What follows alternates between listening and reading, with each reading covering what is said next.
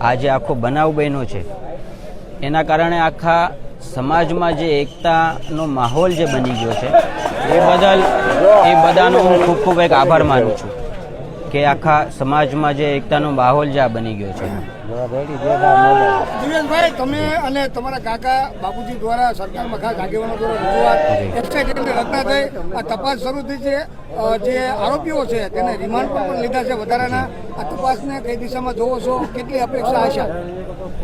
આ ગુજરાતની ભાજપની સરકાર છે અને અમે જ્યારે આ મૌરી મંડળ નવનીતભાઈ વતી જ્યારે આ રજૂઆત કરવા સરકાર સમક્ષ ગયા હતા, સીએમ સાહેબ ખૂબ પોઝિટિવ હતા અને સાહેબે 2 જ કલાકના અંદર એસઆઈટીની તપાસ આપી દીધી અને એના પછીના સતત એ તમામ જે બાહોશ અધિકારીઓ છે એની તપાસને આગળ ધપાવી રહ્યા છે અને અમે એ તપાસથી સંતોષ છીએ।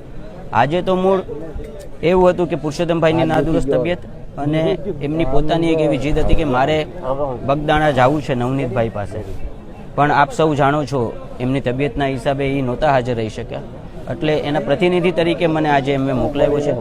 સમાજના તમામ આ આખા પંથકના અને બધા સમાજના સંગઠનોના બધા આગેવાનો અહીંયા હાજર રહ્યા છે।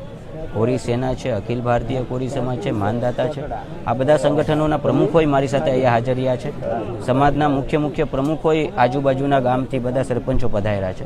એટલે સમાજમાં જે આ એકતાનો માહોલ છે એ માહોલને હું બિરદાવું છું અને મને પૂરેપૂરો વિશ્વાસ છે એ બાબતે કે 100% અમે આખો આ સમાજ ભેગો થઈને મારા ભાઈને હું ન્યાય અપાવીશ। ક્યારે પણ કોઈ આવા લુખા તત્વની દાદાગીરી ચલાવી નથી અને ભવિષ્યમાં ક્યારે આવી કોઈ લુખા તત્વની દાદાગીરીઓ ચલાવવામાં આવશે નહીં।